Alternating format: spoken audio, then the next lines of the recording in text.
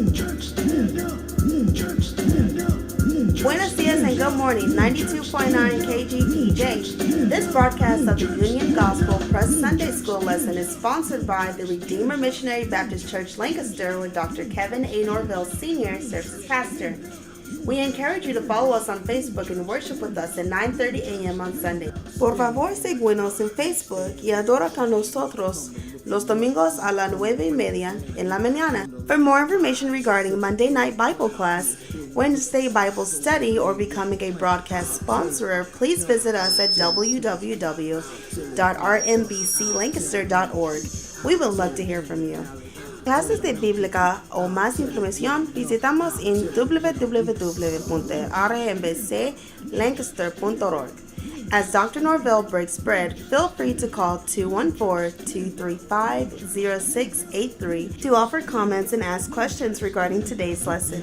Be blessed. Si tiene preguntas o comentarios sobre la lección de hoy, llame a 21-42-35-0683. Sea bendecido. They laugh, they scorn, reject, and mock, but my purpose is greater. So, brother, I don't stop. Time has been given.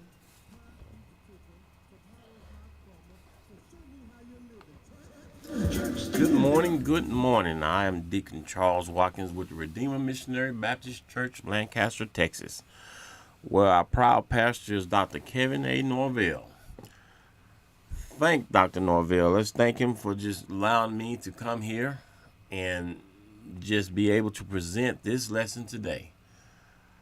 Today's lesson, it entitled Rahab and the Spies. Before we get to that, let us just acknowledge that we like to thank the radio station here at 92.9 KGPJ for allowing us to be able to present this lesson throughout this radio broadcasting area. But before we get started, let's just have a word of prayer, and then we'll go from there. Our Father and our God, our Lord and Savior Jesus Christ. Father, thank you for this day. Father, thank you for allowing us to wake and see it. Not only that, O Lord, allow us, O Father, to get an understanding of this lesson that you would want us to have. Not only that, but just go out and prepare us for this day. Prepare us to take this word out and share it among your people. For in Jesus' name, amen. So, today's lesson here is about Rahab and the spies. And last week we talked about Joshua. Moses had died, and God had basically told Joshua to arise and go into the land and take the land. But here we're going to see how Joshua does it here again. He's going to send out two spies to look out the land and to kind of see, what are his obstacles and things of that nature. And it's almost like I'll give you an introduction here from where it reads from our book, which is the Union Gospel Press Sunday School lesson. The introduction reads, God wants his children to rejoice over his love and his blessings, even in the midst of trying times.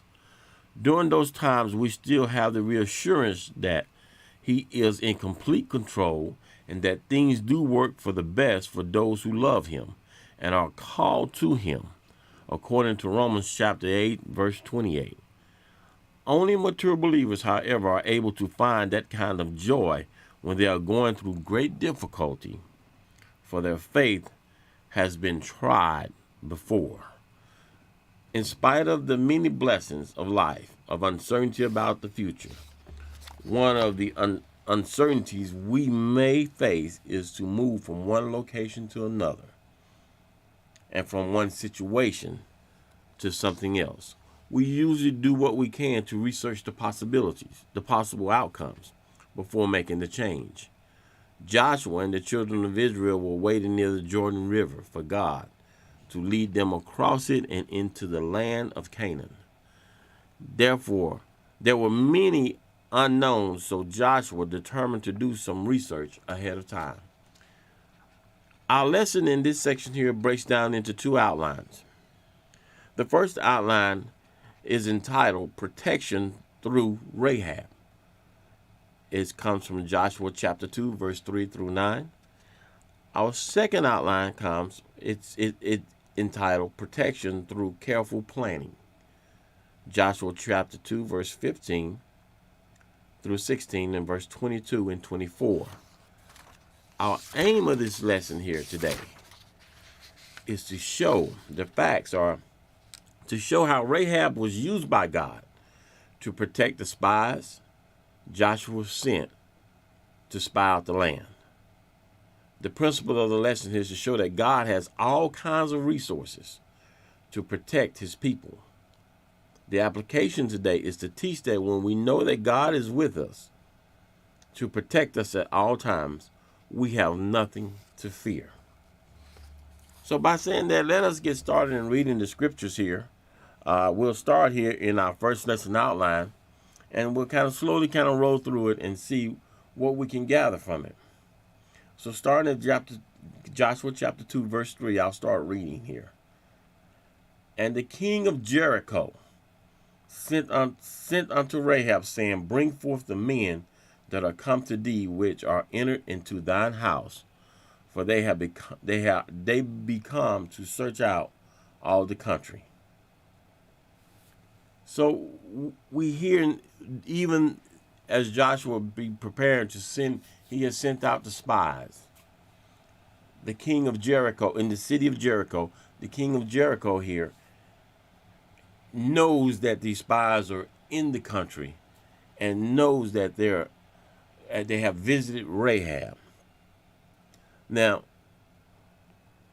so he sends message to Rahab, bring forth the men that came to your house, which entered into your house, because I know that they have come to search out our country.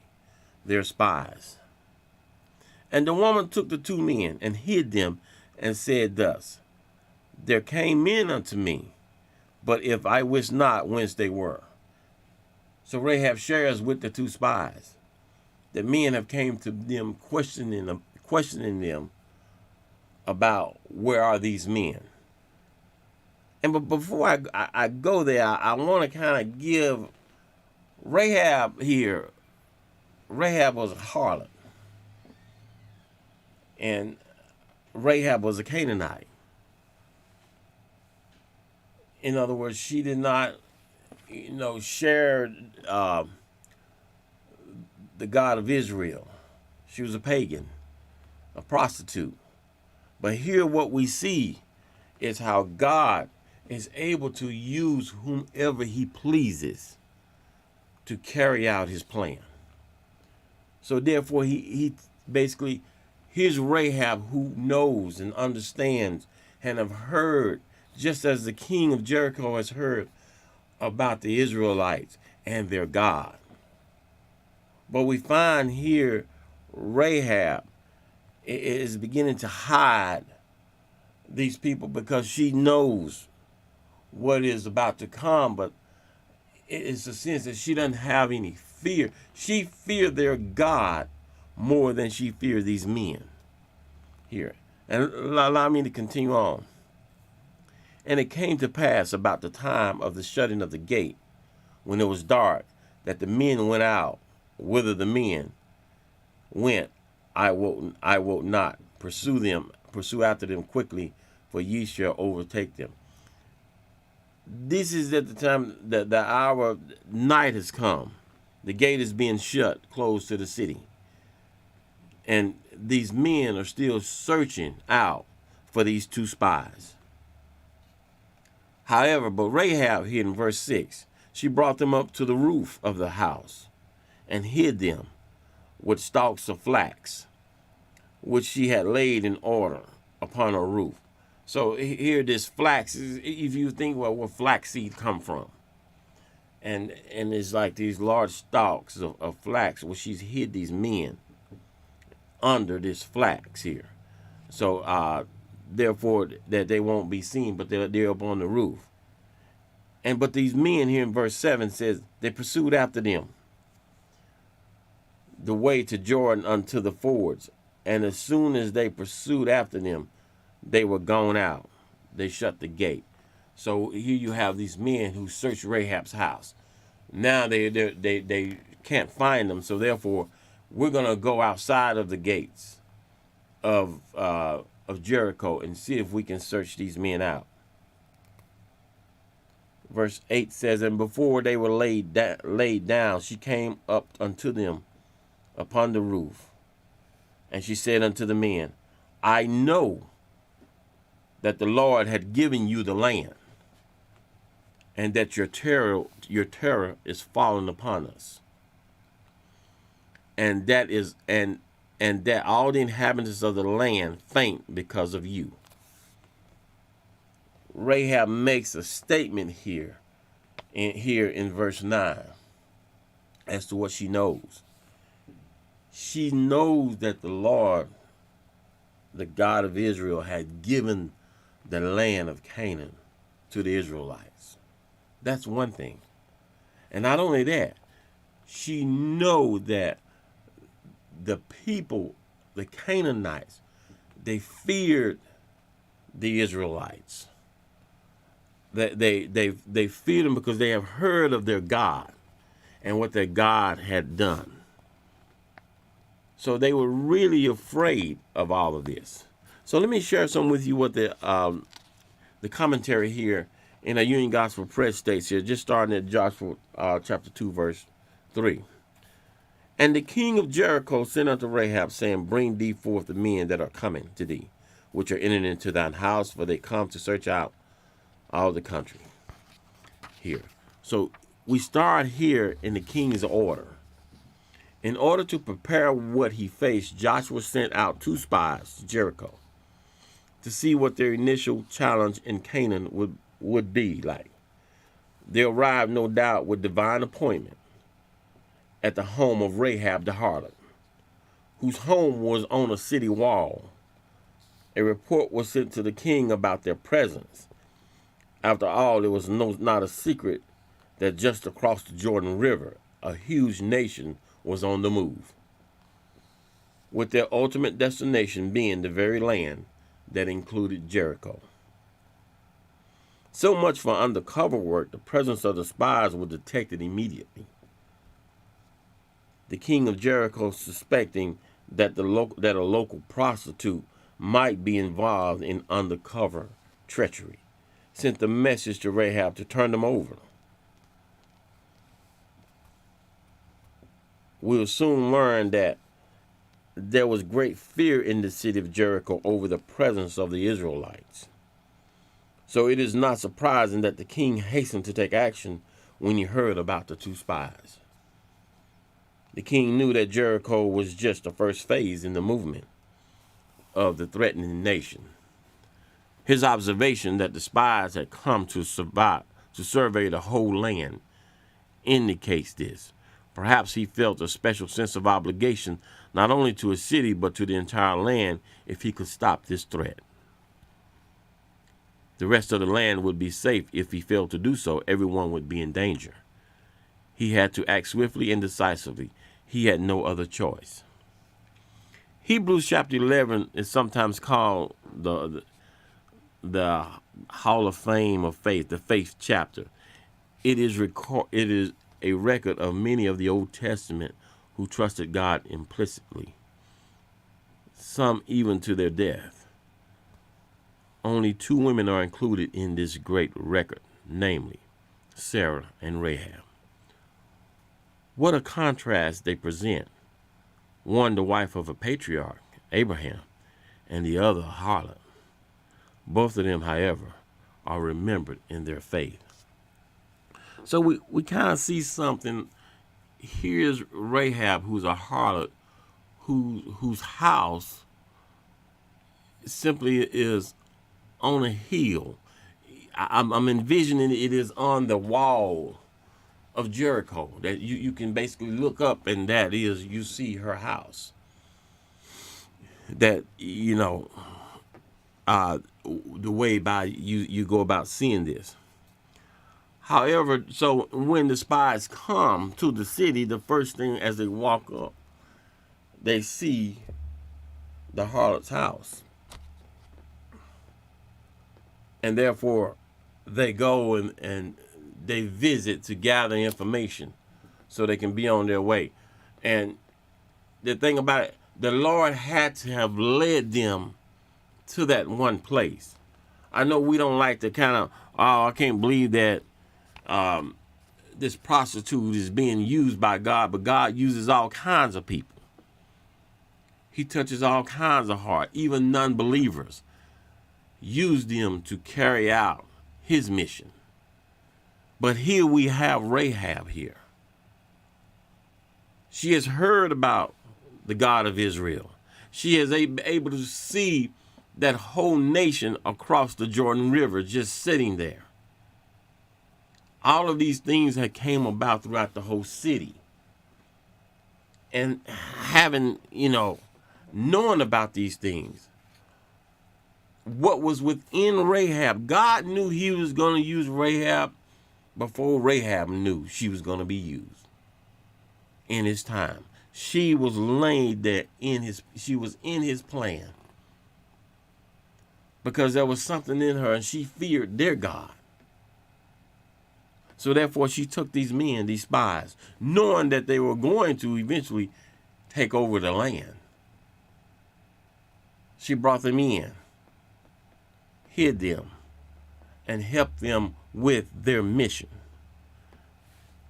So here, also, as we read here in Rahab's, had according to chapter 2, verse 4 and 5 here, what she says, by faith Rahab did not perish with them that believed not. When she had received the spies with peace, likewise also was not Rahab the harlot justified by works when she had received the messengers and had sent them out another way. This verse may indicate that Rahab had some degree of faith even before the spies arrived. That is probably why God divinely directed them to her instead of anyone else. Her heart had already been prepared for what would happen. Knowing the men would soon be in danger, Rahab took action to protect them. She hid them so that when she saw and greeted the king's messengers, they were nowhere in sight. She admitted that they had come to her house, but she then started that she did not know where they had come from and that they had left out when the city gates was being closed because of the approach of darkness. She then added that she did not know where they had gone, but she assured the messengers that they could probably overtake them if they hurried after them. Here you have Rahab sending the king's messengers on a wild goose chase in turn to get them away from the spies that she was hiding. We can easily call this a clever attempt or lying or whatever, but here we see what Rahab is doing. Okay, she is protecting what she believes are men who come by faith to take over a land. And she sees what their God is able to do. She has heard what their God is able to do. And she also acknowledges and knows that the land is actually theirs. So we go on. The only bit of truth in her entire answer was that the spies had come. Everything else was just a lie. There had been much written about Rahab's lies in this situation. God is gracious and merciful and does make allowances for new and still immature believers. He is probably more long-suffering toward them we sometimes are, but Scripture does not encourage us to lie. We must remember that the Bible sometimes records facts without giving a stamp of approval on them. It was her faith that God commends. we cannot help wondering how this incident would have turned out if Rahab had told the truth. God would have protected those men somehow, and the events might have ended up being even more extraordinary. Just think about if these spies were caught and they weren't able to go back and give a report as to what they have seen. Could you imagine the people of Israel? They would begin to be distraught once again. They would begin to question the leadership of Joshua. Once again, all over the Moses thing, it would all come back around. They will begin to murmur again if these things here if Rahab would have told the truth. In other words, they would be afraid at that time, and still wanting to murmur and talk about going back to Egypt again after those 40 years in the wilderness. So we come to see here how these things here are coming around, but then again, we're talking about this courage that this woman who have understanding and know that the land belongs to some people, the other people, but she have the courage to hide these men because they're seeking out looking how to break through a fortified city. She has the faith and the courage to hide men who are not of her own race, who are not of her own people, because she has heard of their God and what he has done. She has seen this large multitude of people who are gathering on the opposite side of the Jordan. Everyone in the city is talking as to when will they come, if they will. But therefore she knows that they're coming because God had prepared her. Here once again we see God has prepared a non-believer to help carry out his mission and his plan. So here we go once again in Joshua, as the commentary reads here, in Joshua chapter 2, verse 6 and 7. I'm going to read the commentary here on the of the area of the men's pursuit. We're finally told in a parenthetic statement how Rahab managed to hide the spies from the king's messengers without being caught. When flax was harvested, it was apparently soaked in water for a few weeks to separate the fibers, after which would be spread out in the sun to dry before being used to make linen. One of the covenant places to do this was on the flat of the rooftop of the homes. This was where Rahab had her drying stalks and then made a perfect cover for hiding the spies.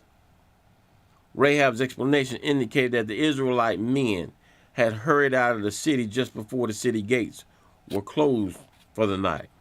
This satisfied the king's men, who left immediately to pursue the spies in the direction of the Jordan River. For whatever reason, they did not make any attempt to search Rahab's house. They can only go in and see what they could see. But the way she had them hidden, even if they did go in to see, they wouldn't be able to find them. They naturally assumed that the spies must be somewhere outside the city. Rahab risked her life to do what she did, which is probably evidence of her newfound faith. No doubt she would have been put to death if found out. This woman Rahab stood alone in faith against the total culture which surrounded her, something none of us today in the Western world has ever had to do. For a period of time, she stood for the unseen against the seen. standing in the acute danger until Jericho fell. If the king had ever found out what she had done, he would have become her chief enemy and would have executed her.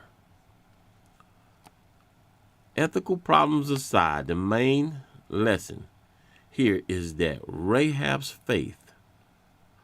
See, we don't concentrate on what Rahab did for a living or how she lived her life. Here we need to concentrate here on the faith of Rahab. Okay, that's what we're concentrating on. Her faith was conspicuous, and she demonstrated it by receiving the spies and risking her life to protect them. James saw her actions as proof that she was truly a believer. This is James chapter 2, verse 25. Her faith wasn't hidden. The spies could tell that she was indeed a believer. As we move on here, we find out. So therefore, what we see in this here is that Rahab, who has this faith of a mustard seed, has heard about the Israelites and their God.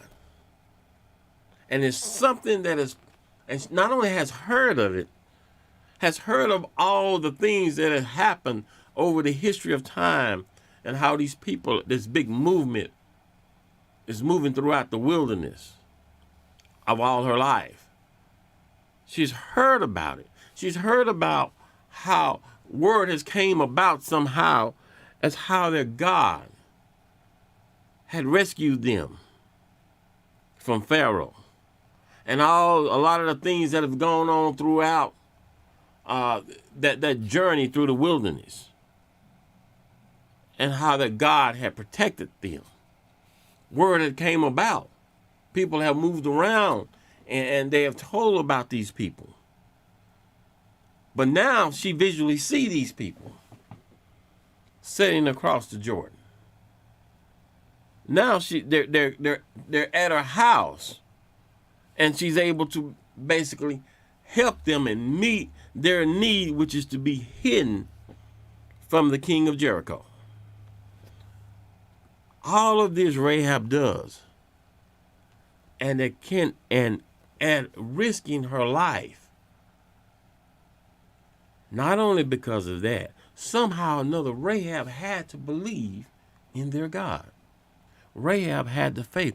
God knew of Rahab's faith before she knew of it. It was being developed, but somehow or another Rahab, the harlot, knew what was to come and what was coming. So we see all this here, and this is some of the great things here of what is going on. And according to now, here Rahab's understanding here in chapter 2, Joshua chapter 2, verse 8 and 9. Apparently, Rahab had hidden the men on the rooftop very soon after their arrival.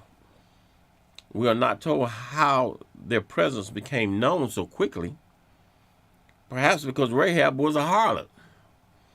There were men hanging around who spotted the newcomers right away. Somehow Rahab knew early on that the Israelite men were in danger, and she took the steps necessary to protect them. After the king's messengers left, Rahab went up to the roof to talk to the spies. As they were preparing to rest, she said to them, revealed important information about her own beliefs and general attitude in Jericho about how Israel's presence. Her information appeared to be exactly what Joshua had sent the spies to find out. Rahab's statement of personal faith is quite clear. That she referred to Israel's God as Lord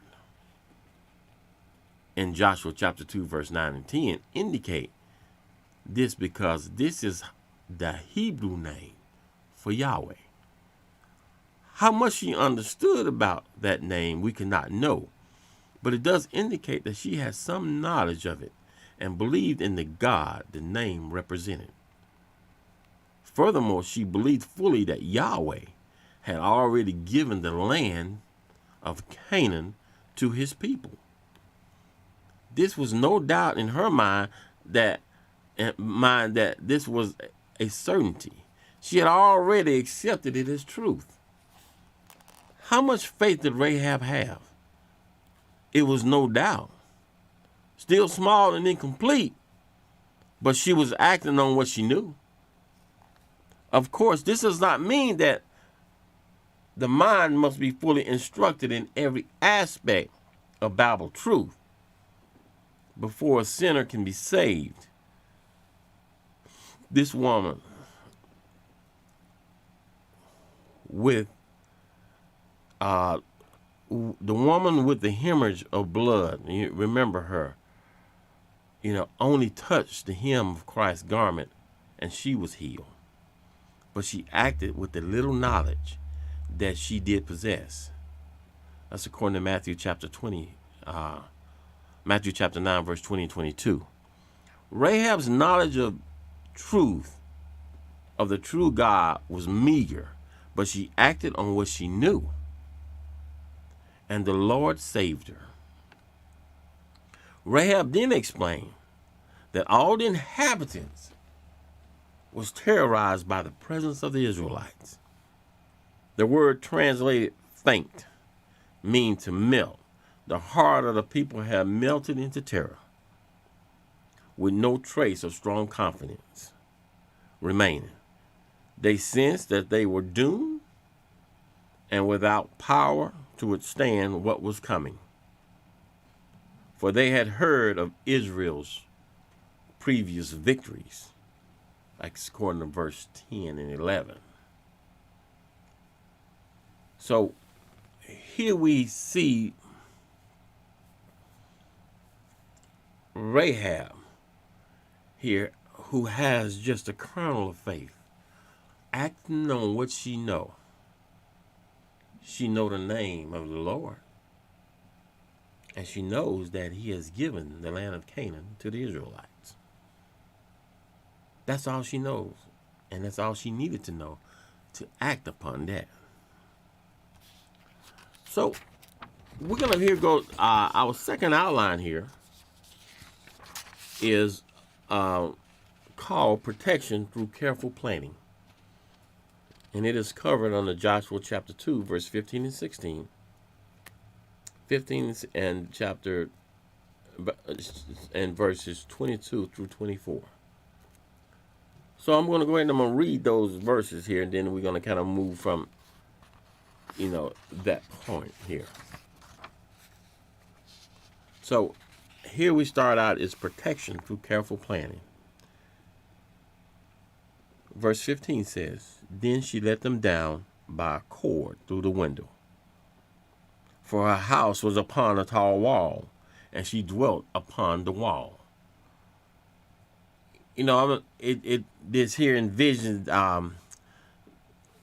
what I see here now. This doesn't make, I'm not saying that this fairy tale equates to this, but I only can see this fairy tale of Rapunzel. And I don't know why. That's just something that I kind of see, but I don't think it wasn't that Rahab was letting down her hair. What is that? She in this wall here. And so let me continue to read and get past this point. "And she said unto them, Get ye to the mountains. Let the pursuers meet you, and hide yourselves there for 3 days, until the pursuers be returned, and afterwards may ye go your way." Verse 22 says, "And they went and came unto the mountains, and abode there 3 days, until the pursuers were returned. And the pursuers sought them throughout all the way, but found them not." Verse 23, "So the 2 men returned and descended from the mountain, and passed over and came to Joshua the son of Nun, and told them all things that befell them. And the Lord said unto Joshua, verse 24, and they said unto Joshua, truly, the Lord hath delivered into our hands all the land, for even all the inhabitants of the country do faint because of us. So here we have in Joshua chapter 2, verse 15 and 16, after pleading for her life and the lives of her loved ones, this is Rahab here. Her loved ones to be spared and being assured that they would be. Rahab let the men down the wall outside her window by means of a rope. The location of her home was significant, and another reason God took the spies to her. The house, which is located on the city wall, became an avenue of escape for them. Is this not a good reminder to us about God's care for us? He has prepared just the right place for the spies, knowing ahead of time what they would need. Not only knowing what they would need, the spies were led to the right home for all the information that they needed. All of the information that was needed was gathered right there. They didn't have to move throughout the city to find anything. Went to one place, and all the information that was needed. And this information, once again, was, how were the people? In other words, what were they fearful of? Okay? These things that what Joshua wanted to know, and they were found out all in that city, in one house. God had led them, and they gathered all their information at that point. So God prepared just the right place for the spies, knowing ahead of time what they would need. This reminds us of the New Testament promise. There had no temptation taken you, but such as is common to man, but God is faithful, who will not suffer you to be tempted above that you're able, but will with temptation also make a way to escape, that ye may be able to bear it, according to 1 Corinthians chapter 10, verse 13. God will make a way to escape both temptation and trying situations. Sometimes when situations look impossible, we need to stop frantically searching for answers and look to the Lord for whatever solution He has already determined for us. Rahab's advice was that the spies hide in a nearby mountain for 3 days, allowing plenty of time for the pursuers to do their searching for them and then return to the city. This showed her concern for their safety, because for all she knew, they might simply try to sneak back to the Jordan immediately and get caught in the process. There are times when we have to let God work things out for us in His own timing. To do nothing but wait must have seemed, just waiting just had to be hard for them, And I know that sometimes for us, even being able to just wait, we get, impatient with things. And however, but if we just wait on the Lord, and allow Him to do His work first, and then we're able to be led safely to where we need to go. To do nothing but just wait seemed interminable for the spies, yet it was certainly the wisest thing to do in light of the danger connected with trying to quickly cross back over the Jordan. So here we have verse, and here's their return, and also that in their report to Joshua. It comes in Joshua chapter 2, verse 22 and 23 here. When the spies left, they went into the hills and stayed there until the pursuers had completed their search and returned to Jericho. The Hebrew is somewhat tricky here. The Old Testament scholars know that all that is required in the reckoning of 3 days is that some part of each day be counted. The point is that the entire adventure, from the sending out of the spies to the return, may have taken 3 days. This would fit the command given in Joshua chapter 1, verse 11. It is evident that the pursuers did a thorough job of trying to find them because they searched for them along the entire length of the road. The spies were safe because the mountains about 1/2 mile west of Jericho had limestone cliffs containing many caves, providing plenty of places in which to hide. After they were certain that the search for them had ended, they returned to Israel's camp, and probably under the cover of darkness. When the spies arrived, they immediately sought out Joshua and gave him a detailed account of all that had happened to them. This would have included their being led to the house of Rahab, their being hidden by her, luring them from the window of her home, their promise to her, and their stay on the mountain. It is good that we can have confidence in the Lord's ability to protect us. However, we see in this account that we should also be wise in doing what we can to protect ourselves and not expecting God to have to do extra duty simply because we're foolish. And what I mean by that is not waiting. So here's the report to Joshua according to chapter 2, verse 24. The confidence of the spies contrasts sharply with the report given to Moses. When the 12 spies were sent from Kadesh Barnea, these two spies, remember, there was 12 that were sent out when Moses sent them out to spy the land. Only 2 come back with a good report. And those 2 being one of the men here now, which is Joshua, who is sending out 2 spies, verses 12. And then Caleb as well.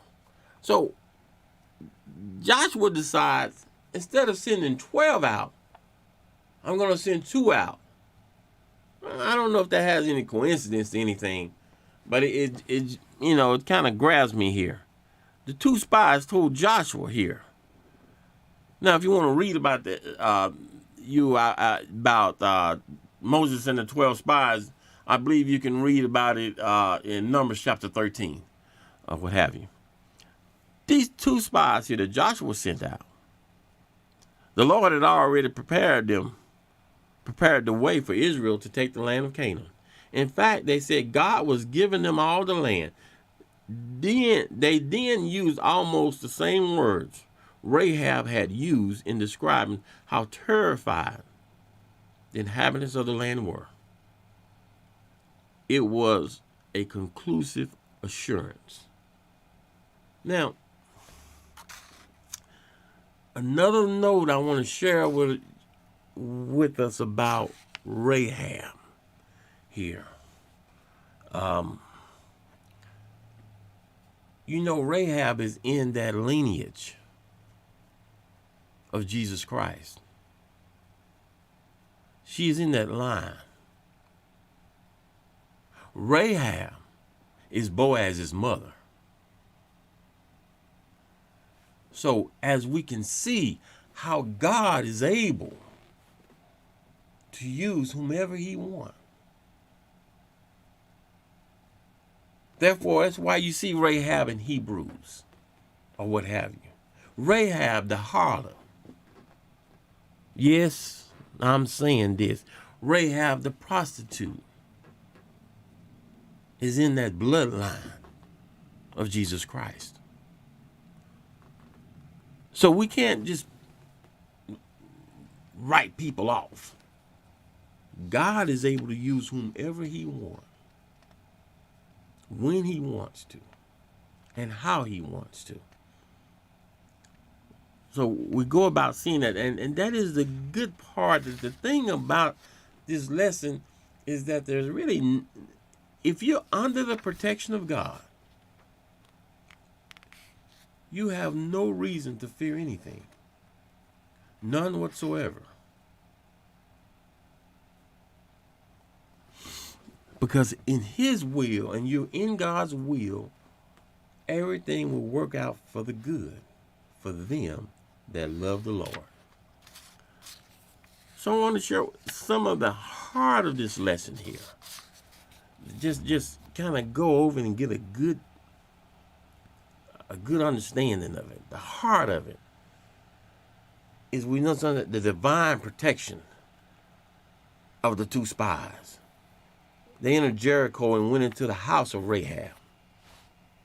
It's an odd place for men to be sent on a mission to go. But I assume that it would be a place that they would be welcome and there wouldn't be no undue suspicion or what have you. However, suspicion probably arose because there were men who were outside of a home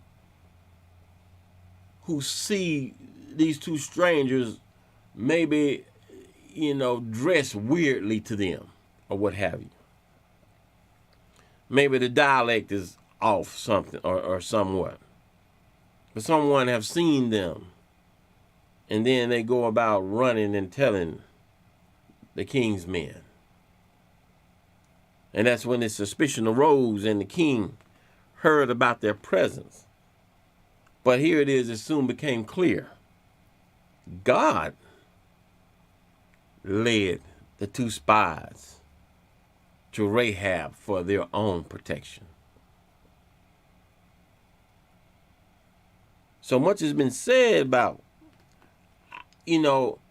Rahab lying to protect, the people, whether it was justified or not, but it doesn't give us justification to lie. We must remember that Rahab was raised in a pagan culture. She didn't think twice about lying. It is Rahab's faith, not her lies, that is commended in Hebrews chapter 11, verse 31. It is her faith, not her lies. Rahab, who had very limited knowledge of God here, but she has shown some form of faith that has become evident when she later joined herself to the Hebrew people. That's in Joshua chapter 6, verse 25. So at this point, she was convinced by what she had seen and heard, that the Lord had given the land to Israel. The terror of Israel had fallen on all of the people of the land. Be it that, even though that terror had fallen upon them before they began to gather on the Jordan.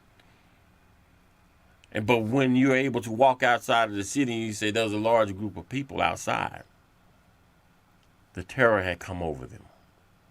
Knowing, and the people had already heard, they say that this is their land, that their God has given them this land. There was fear that was set into the inhabitants of the city of Jericho. Our second part here, point of here, it is hard, is we have this assurance, this divine assurance. Okay?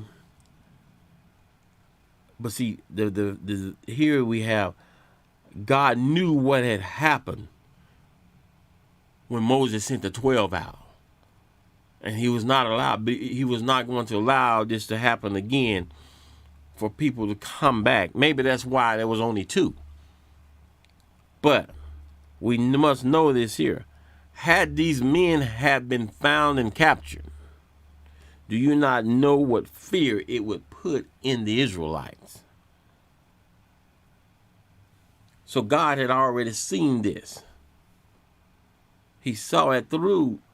And so he had to have a Rahab to help protect, to show how to protect the people, even though he was in full control of it all. The report of the spies makes it clear that God had another reason for leading them to Rahab. Rahab's words to the spies brought them encouragement that they can now pass on to Joshua. These people fear us. Simple as that. Okay? They know that this is our land, and they are afraid of us. God's promise to the Israelites should be enough for us. God's promise to us should be enough. But then again, he knows our weakness, and he often brings us assurance and reassurances. And he is working to fulfill his promise. Years before, the Israelites had been terror-stricken when they had heard of the mighty Canaanites. Now God has graciously shown them that the Canaanites tremble in fear before the Israelites. The name of the Lord makes them tremble. They had heard about all his mighty works on Israel's behalf. Just those 2 points, the divine assurance, protection, and the divine assurance, is basically the heart of this lesson here. Very much so. Now, in this lesson here, we have what is called the golden text. Okay? And the golden text comes from Joshua chapter 2, verse 24. And the golden text reads, "Truly, the Lord had delivered into our hands all the land, for even all the inhabitants of the country do faint because of us." And I'm going to read from the commentary here and share what it says. This week's golden text confirms that the Lord's promise to Joshua, "Arise, go over the Jordan, thou and all this people, unto the land which I do give to them, even to the children of Israel, every place that the sole of your feet shall tread upon, that I have given unto you, as I said unto Moses, there shall not any man be able to stand before thee all the days of thy life." In obedience, Joshua had sent 2 spies to the land of Shittim on the city of Jericho on a scouting mission. Upon their return, the spies excitedly reported their experience to Joshua and concluded by proclaiming, "All the inhabitants of the country do faint because of us." Rahab, the woman who risked her life to hide the spies, had given them this choice piece of inside information. She told them, "I know that the Lord had given you the land, that your terror is falling upon us, and that all the inhabitants of the land faint because of you." Joshua chapter 2, verse 9. Why would the men have been convinced of the truth of these words that came from a woman of questionable character? Maybe it was because of their previous experience with the Lord being faithful to his promise. I mean, why would they take this information? They're getting their information from a prostitute who probably been able to tell them anything. But why would they believe this? Could it be that her actions of how she protected them and how she gave them good information about how to go, when to go out of the city? Could it be that? In other words, they have gained her trust. These men, these 2 spies here, who were from the second generation of Israel, of the of Israel, who had wandered in the wilderness for 40 years, had seen God's daily provisions for them. They had come to learn that the God of Israel was true to his word. Therefore, there had been a similar spy mission almost 40 years earlier. And when the first generation that had come out of enslavement in Egypt, that mission had ended tragically for the nation. God had told Moses to send 12 men on a mission, as we will give the nation a peek into the good land they were about to enter. That's Numbers chapter 13, starting at verse 1.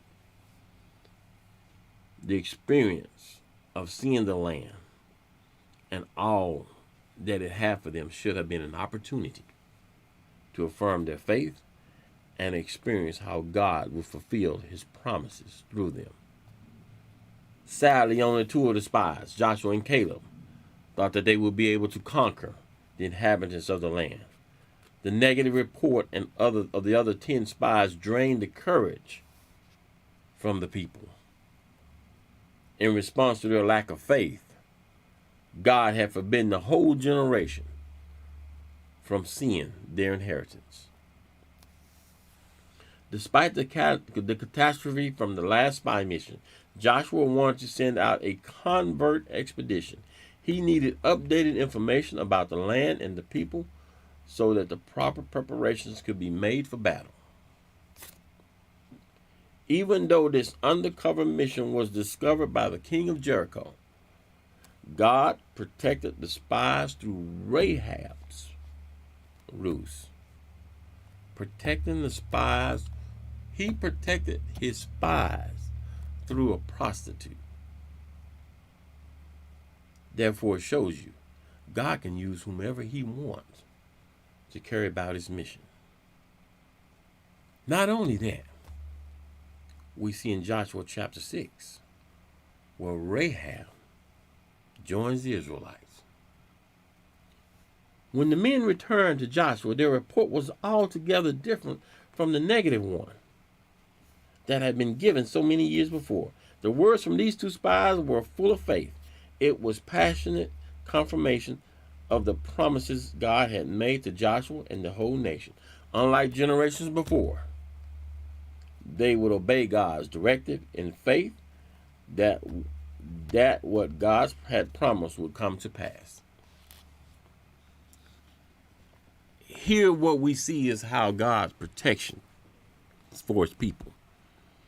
And to this day, he still has protection for his people.